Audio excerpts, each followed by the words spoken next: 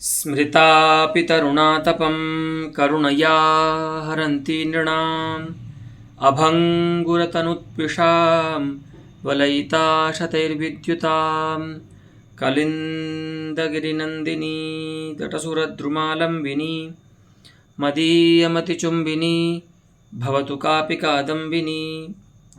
इह रसगंगाधरस्य पाठप्रस्तावे द्वितीयानने प्रवर्तमानस्य पाठस्य इदानीम् अर्थालङ्काराणां निरूपणाङ्गतया रूपकालङ्कारस्य विमर्शः जायते। तत्र रूपकालङ्कारे जायमानं बोधमादाय आचार्यः ग्रन्थं करोति। तत्र गते पाठे अस्माभिः दृष्टं यत् रूपकस्थलीयशाब्दबोधे आलङ्कारिकाणां द्विधा मतिरस्ति।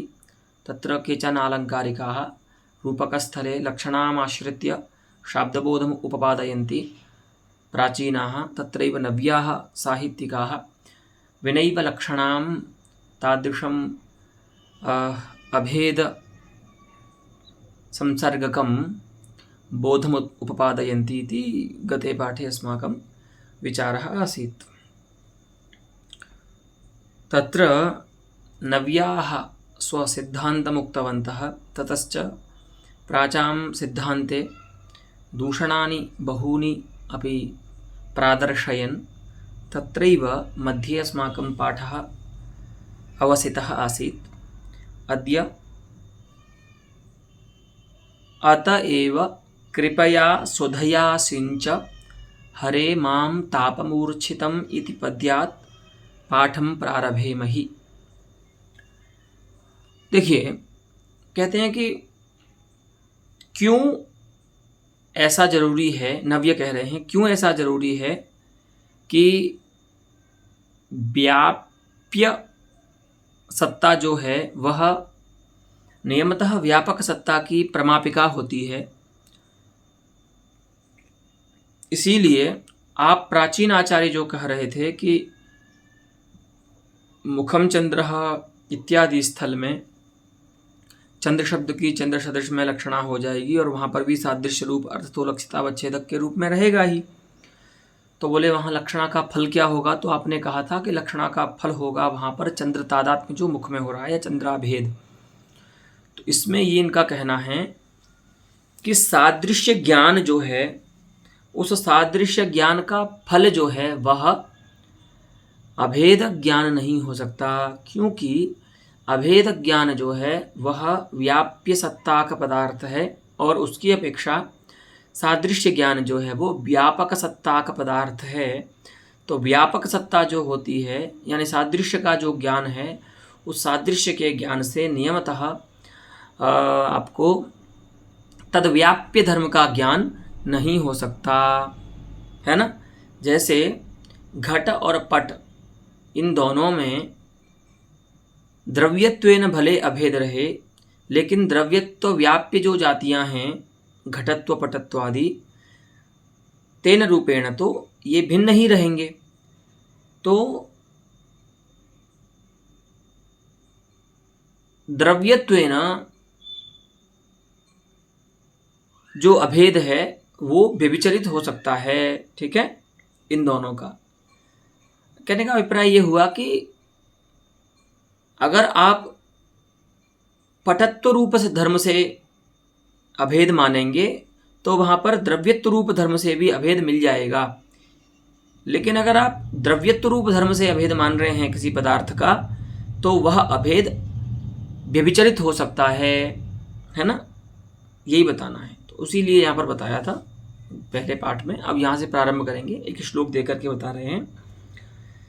और वो श्लोक क्यों दे रहे हैं कि ये बताना था कि भैया अभेद का ज्ञान पहले होता है और उसके फल के रूप में सादृश्य का ज्ञान होता है। अंतिम बात यही थी कि प्रवाहा भिन्न ज्ञानस्य इव शैत्यपावनत्वादि प्रतिपत्ति ही।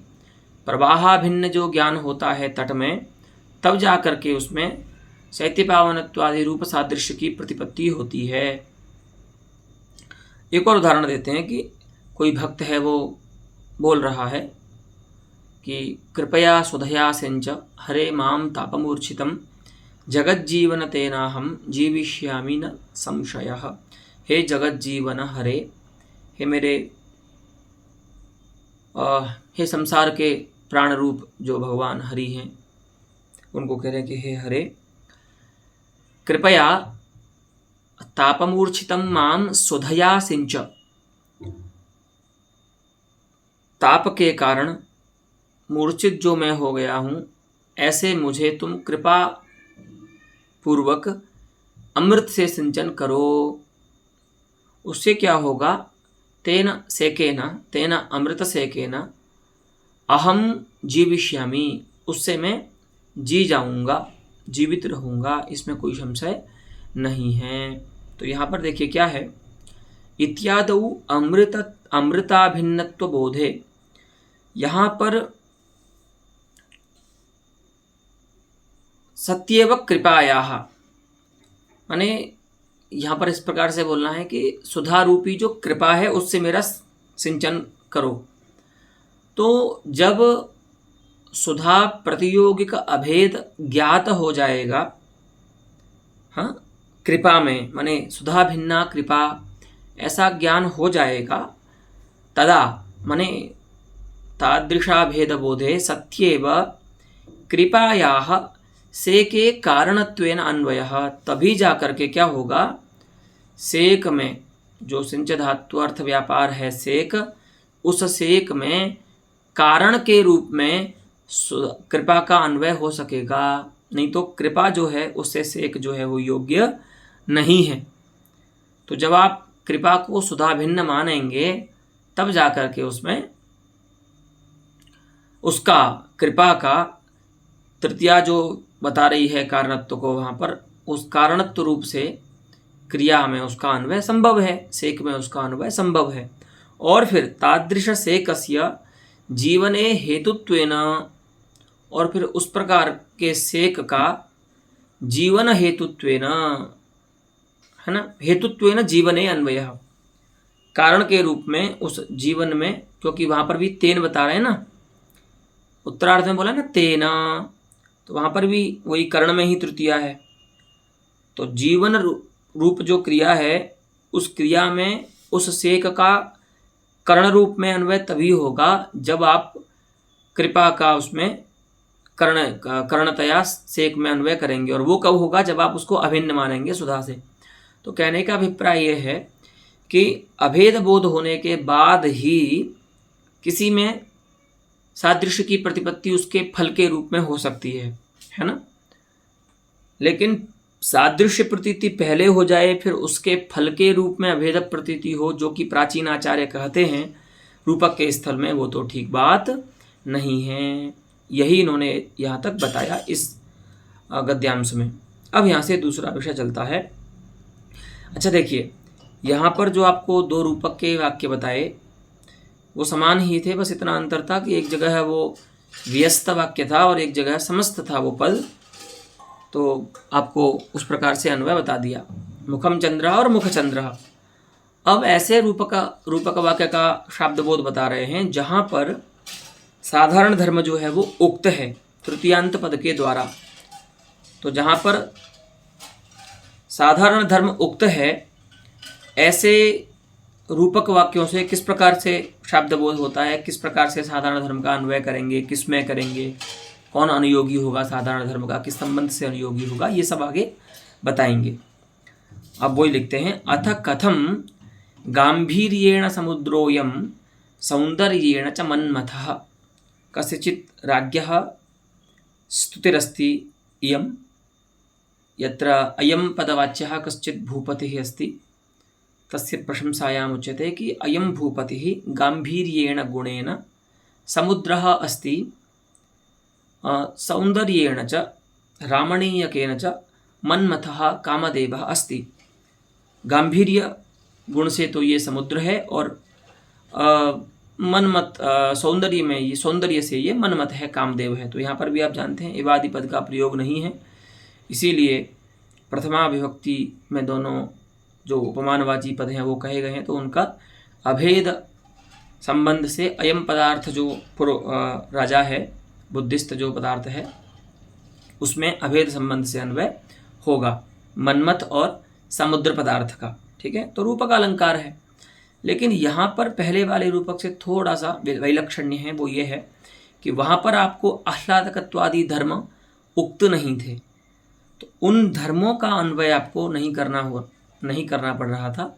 और यहाँ पर आपको पहले धर्म का भी अन्वय करना होगा, क्योंकि वाक्य में गांभीर्य और सौंदर्य इन दो तृतीयांत पदों के द्वारा साधारण धर्म भी कहे जा रहे हैं। ठीक है, तो इत्यत्र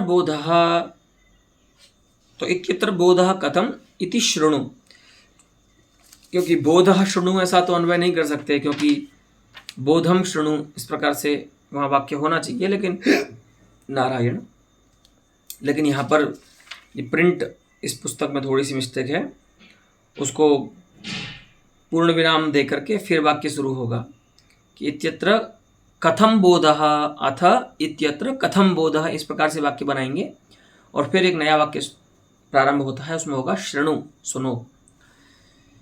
तो अब यहाँ पर आप ये समझ लीजिए, उपमा के स्थल में भी आपको एक बात बताई थी कि साधारण धर्म नहीं, ये सादृश्य जो होता है वह दो प्रकार से होता है, उसको दो प्रकार से मानते हैं आचार्य। कुछ आचार्य उसको साधारण धर्म रूप ही मानते हैं, माने साधारण धर्म से अभिन्न ही मानते हैं, और कुछ आचार्य उसको साधारण धर्म से प्रयोज्य मानते हैं, सादृश्य को।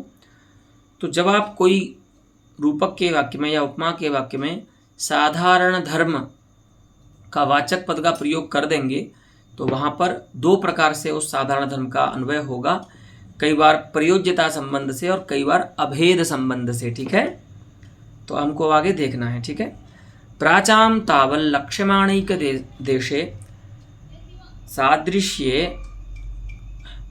प्रयोज्यतायाः अभेदस्य वा तृतीयार्थस्य अन्वयात् गांभीर्य प्रयोज्य सादृश्यवद अभिन्नः राजा, इस प्रकार का शाब्द बोध होगा। अब इसमें समझिए, क्रम से चलते हैं पहले। ठीक है, एक एक वाक्य लेते हैं कि गांभीर्येण अयम समुद्रः, तो अयम पदार्थ मुख्य विशेष्य है, उसमें विशेषण है अभेद संबंध से समुद्र, और समुद्र पदार्थैक देश सादृश्य में विशेषण है जो साधारण धर्म है। गांभीर्य पद के द्वारा जो साधारण धर्म बताया जा रहा है वह उपमान पदार्थैक देश सादृश्य में अन्वयी बनेगा, उसमें विशेषण बनेगा। तो ये बात आप इतनी समझ लीजिए कि किसका अन्वय कहाँ हो रहा है पहले। ठीक है, तो एक बार फिर समझिए, साधारण धर्म का अन्वय होगा उपमान पदार्थैक देश सादृश्य में, और उस उपमान पदार्थ जो है, सदृश पदार्थ जो है, उसका अन्वय होगा अभेद संबंध से उपमेय पदार्थ में। तो फिर अन्वय शब्द बोध इस प्रकार से होगा कि तादृश साधारण धर्म प्रयोज्य सादृश्यवद भिन्नः अयम, जो कोई भी पदार्थ होगा वो। ठीक है, तो वही बता रहे हैं कि अब यहाँ पर ध्यान दीजिए, प्राचीनों के मत में निरूपण कर रहे हैं ना पहले। प्राचीन क्या करते हैं, उपमानवाची शब्द की लक्षणा मानते हैं उपमान सदृश में। तो समुद्र शब्द की लक्षणा हो जाएगी समुद्र सदृश में, यानी कि वहाँ पर जो सादृश्य है वह लक्षतावच्छेदक के रूप में उपस्थित होगा। ये आपको हम बहुत बार बता चुके हैं, हर एक पाठ में कम से कम 5-7 बार ये वाक्य आता ही है। तो सादृश्य भी उपस्थित होगा। अब यहाँ पर यह है कि गांभीर्य रूप जो साधारण धर्म है उसका अन्वयी बनने की योग्यता सदृश पदार्थ में नहीं है, माने लक्ष्यार्थ में नहीं है। तो क्या करें, तो लक्ष्यार्थैक देश जो सादृश्य है उस सादृश्य में उसका अन्वय करेंगे। तो सादृश्य में अन्वय दो प्रकार से कर सकते हैं। तो वही दो प्रकार से अन्वय क्यों होगा, क्योंकि सादृश्य को दो प्रकार से मानते हैं आचार्य। कुछ इसको साधारण धर्म रूप मानते हैं, कुछ इसको साधारण धर्म प्रयोज्य मानते हैं। तो जिनके मत में साधारण धर्म प्रयोज्य सादृश्य होता है वहां पर तो गांभीर्य पदार्थ जो है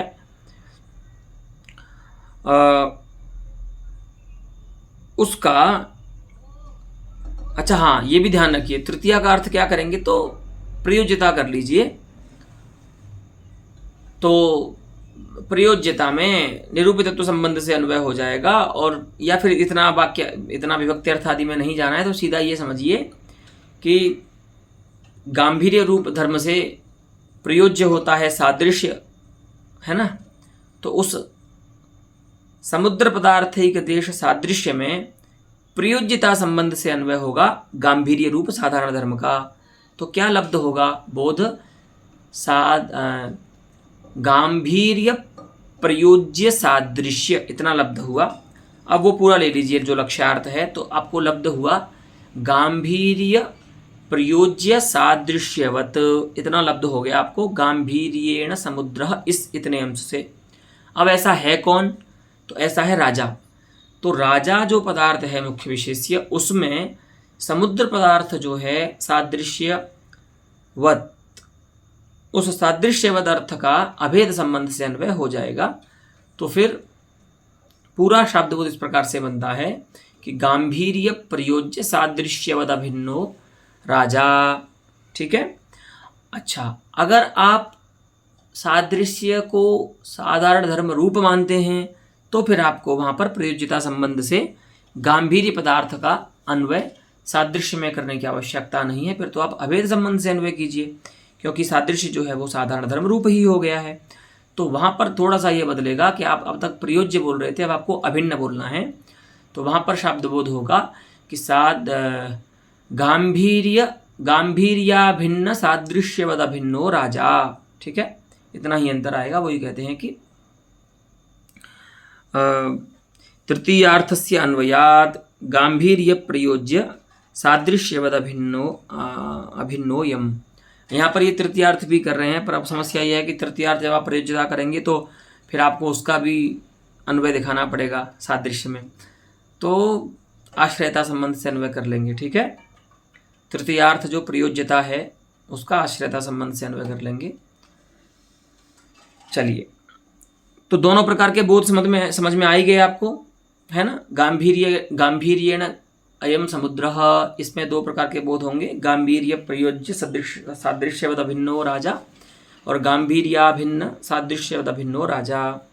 ठीक है, वही बताया इन्होंने देखो बाद में कि गांभीर्याभिन्न समुद्र वृत्ति धर्मवद अभिन्न। तो समुद्र वृत्ति धर्मवद माने वही सादृश्यवद अभिन्न। तो गांभीर्याभिन्न, अब गांभीर्याभिन्न कौन होगा? गांभीर्याभिन्नत्व जो है, गांभीर्याभेद, वो कहाँ विशेषण है? तो वो विशेषण होगा समुद्र वृत्ति धर्म में। समुद्र वृत्ति धर्म कौन है? सादृश्य है। ठीक है, तो गांभीर्यवद अभिन्नम अभिन्नः यह समुद्र वृत्ति धर्मः तद्धर्मवद अभिन्नः अयम राजा। ठीक है, इस प्रकार से वहाँ पर भी शब्दबोध हो जाएगा। इति वाधीहि माने कि दोनों ही आचार्यों के मत में जो साधारण धर्म रूप मानते हैं सादृश्य को या साधारण धर्म प्रयोज्य मानते हैं सादृश्य को, उन दोनों के मत में इस प्रकार से शब्दबोध हो जाता है। ठीक है, लक्षणाम विनैव, अब दूसरे जो नव्य आचार्य हैं उनके मत में भी इस प्रकार के स्थलों में कैसा शब्दबोध होगा वो भी बता रहे हैं। लक्षणाम विनैव अभेद संसर्गेण अन्वयवादिनां पुनः इत्थम, माने आचार्य अप्पय दीक्षितादीनां मते इत्थम शब्दबोधः। तो कविना स्वेच्छा मात्राद उपकल्पिताः असन्तोपि अंतःकरण परिणामात्मकाः अर्थाः उपनिबध्यन्ते मुखचंद्रादयः। वस्तुतः भैया वास्तविक चंद्राभेद मुख में कभी नहीं मिल सकता आपको। तो मुख चंद्रादि जो पदार्थ हैं वे असत पदार्थ हैं, वास्तविक रूप से नहीं होते। भाई चंद्र का अभेद मुख में कैसे रहेगा? तो वास्तविक रूप से वे असत पदार्थ हैं, लेकिन कवि क्या करता है, चमत्कार के लिए स्वेच्छा से उनकी कल्पना करता है। चंद्राभिन्न मुखादि जो पदार्थ हैं उनकी कल्पना करता है, इसीलिए वो अंतःकरण के परिणाम रूप होते हैं। कवि के अंतःकरण के परिणाम होते हैं इस प्रकार के जो पदार्थ होते हैं काव्य में। ठीक है, तो अंतःकरण परिणामात्मकाः अर्थाः किं भूताः अर्थाः, तो वही मुखचंद्रादयः अर्थाः उपनिबध्यन्ते। कवि के द्वारा इस प्रकार के अर्थों का उपनिबंधन किया जाता है। कि जो वास्तविक नहीं है, लेकिन कवि अपनी इच्छा से उनका उपनिबंधन कर रहा है, जो कि आप पढ़ते हैं, अपारे काव्य संसारे कविरेक प्रजापति हाँ यथास्मै रोचते विश्वम तथेदम परिवर्तते। तो ये वही बात है। तेषु च साधारण धर्माणाम अस्त्येव प्रयोजकत्वम, यानी इनके मत में साधारण धर्म रूप जो सादृश्य को मानते हैं वो मत इनको स्वीकार्य नहीं है नवियों के मत में। ठीक है, तो इनके मत में यह है कि उस प्रकार की जो कल्पना है वो साधारण धर्म के ज्ञान से ही हो सकती है। उस प्रकार का जो सादृश्य है वो साधारण धर्मों के ज्ञान से ही हो सकता है। इसीलिए तेषु च माने तेषु पदार्थेषु साधारण धर्माणाम अस्त्येव प्रयोजकत्वम, वहाँ पर साधारण धर्म ही प्रयोजक बनते हैं। कि जब कभी माने कभी भी स्वेच्छा से, ऐसा नहीं है कि जिस किसी का भी अभेद बता देता है मूर्खता से, ऐसा नहीं। कभी भी थोड़ा पढ़ा लिखा है तो कभी क्या देखता है कि दोनों पदार्थों में एक सामान्य धर्म देखता है। जैसे मुख और चंद्र में आह्लादकत्व रूप एक धर्म देखा उसने, तो उसने चंद्र प्रतियोगिक अभेद की कल्पना की मुख में। तो साधारण धर्माणाम अस्तेव प्रयोजकत्वम तेषु असत स्वपि पदार्थेषु। तो बोले ऐसा कैसे पता चलता है आपको? तो कह रहे हैं तद्दर्शनाधीनत्वात् तन्निर्मिते है, क्योंकि साधारण धर्म का ज्ञान अगर नहीं होगा तो उस प्रकार की असत पदार्थों की निर्मिति में कोई कभी प्रवृत्त नहीं होगा, है ना। अगर ऐसा है कि कोई भी स्वेच्छा से किसी भी पदार्थ का निर्मिति कर सकता है कभी, तो आप ऐसा कोई प्रयोग बताइए जहाँ पर जिन दो के मध्य में अभेद माना गया है, असत अभेद माना गया है, उन दोनों में कोई साधारण धर्म नहीं हो। ऐसी कोई आप बताइए, एक भी निर्मिति बताइए इस प्रकार की। हाँ, तो ऐसी कोई निर्मिति नहीं है।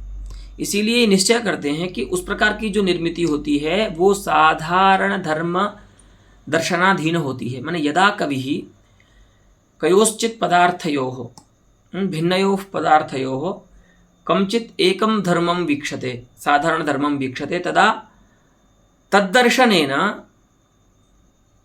तयोः अभेदम सह करोति, तयोः अभेदम सह वदति, है ना। इसका मतलब ये हुआ कि नबियों के मत में साधारण धर्मरूप सादृश्य होता है, यह जो मत है उसको ये नहीं मानते। एवं च, इसीलिए केवल प्रयोज्य ऐसा ही शब्दबोध होगा, अभिन्न वाला शब्दबोध यहाँ नहीं होगा। तो वही कहते हैं एवं च गांभीर्यादि प्रयोज्य समुद्राद्यभिन्नः इति बुद्धि अप्रत्युहा, अर्थात निर्दुष्टा। इस प्रकार का जो शब्दबोध है वो निर्दुष्ट हो जाता है। अब यहाँ पर आपको ये तो आपको ध्यान रखना ही है कि यहाँ पर सादृश्यवादी अर्थ नहीं आते हैं शब्दबोध में, क्योंकि इनको लक्षणा ही नहीं माननी है। ये तो सीधा क्या करते हैं, उपमान पदार्थ का उपमेय के साथ अभेद कर देते हैं, आहार्य योग्यता ज्ञान को मान करके, अथवा अभेद को ही आहार्य मान करके। ठीक है, तो देखिए गांभीर्य रूप जो अर्थ है उसका प्रयोज्यता संबंध से अब यहाँ पर ये बता ही नहीं रहे, देखिए, इसीलिए क्योंकि वहाँ पर तो सादृश्य में अन्वय कर लिया था आपने, लेकिन यहाँ पर किस में अन्वय करेंगे, है ना। तो अभेद में अन्वय करेंगे, सीधा विशेषण अभेद में बनाएंगे। तो गांभीर्यादि प्रयोज्य माने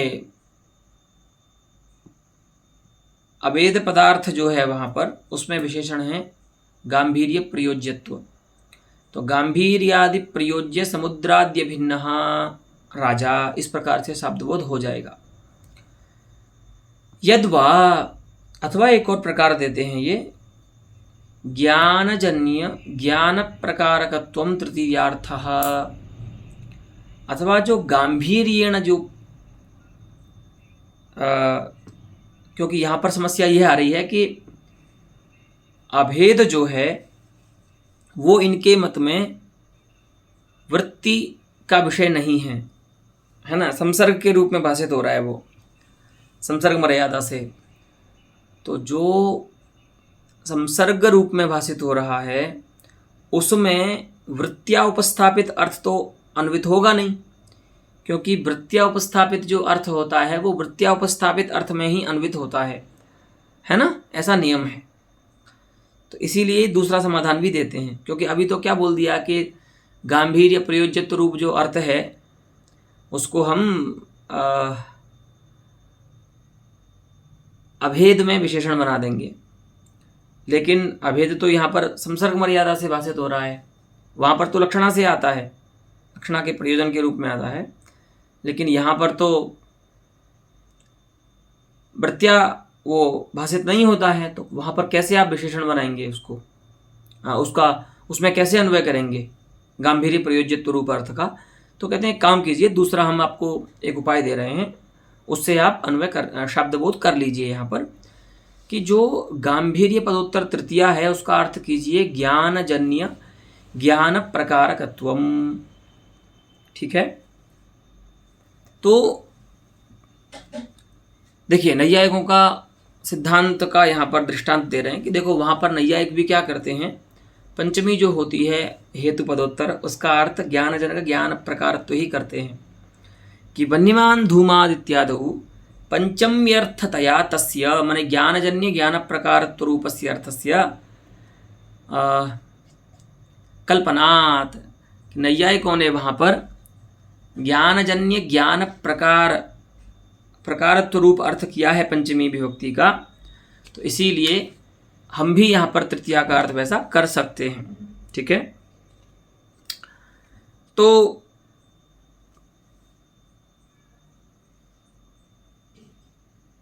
धूम ज्ञान से जन्य जो ज्ञान है माने अनुमिति रूप ज्ञान जो है, उस ज्ञान में जो प्रकार है, ठीक है, तद्वान पर्वतः, इस प्रकार से वहां पर बोध होता है।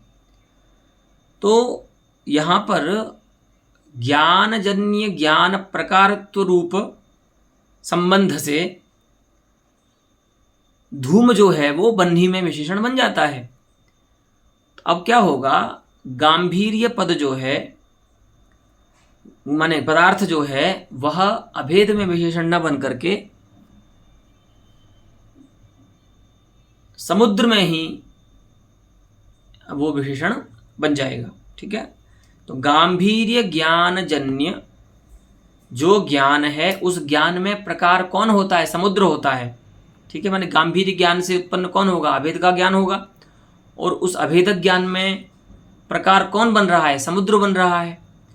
तो गांभीर्य पदार्थ जो है वह तज्ज्ञानजन्य ज्ञान प्रकारत्व संबंध से समुद्र पदार्थ का विशेषण बन जाएगा। तो अब आप ऐसा नहीं कह सकते कि अभेद जो यहाँ पर संसर्ग मर्यादा से भाषित हो रहा है, वृत्ति उपस्थापित नहीं है, तो उसमें आप गांभीर्य पदार्थ को विशेषण नहीं बना सकते। तो हमने बदल दिया है, अब हमारा जो गांभीर्य पदार्थ है वह अभेद का विशेषण न बन के समुद्र का विशेषण बन रहा है। ठीक है, तो वहाँ पर हमको बस संबंध बदलना है, संबंध माने वही तृतीयार्थ बदलना है, वो हमने कर दिया ज्ञानजनक ज्ञान प्रकारत्व। ठीक है, तो माने गांभीर्य के ज्ञान से कौन सा ज्ञान होगा, अभेदक ज्ञान होगा। ठीक है, और अभेदक ज्ञान में प्रकार कौन बन रहा है भाई, अभेदक ज्ञान में, अभेद के ज्ञान में विशेष्य होता है उपमेय पदार्थ, और प्रकार कौन होता है, तो प्रकार होता है उसमें उपमान पदार्थ। तो ज्ञानजन्य ज्ञान प्रकारत्व तो कहाँ रहेगा, तो उपमान में रहेगा। तो इस संबंध से जो गांभीर्य पदार्थ है वह समुद्र आदि उपमान पदार्थ का विशेषण बन जाता है। तो क्या बोध होगा, तो यहाँ बोध होगा गांभीर्य ज्ञानजन्य ज्ञान प्रकारः यह समुद्रः तदभिन्नो राजा। ठीक है, अब इसी प्रकार से आपको वहाँ पर भी अन्वय कर लेना है। ठीक है, इसका जो वाक्य का द्वितीय अंश है ना,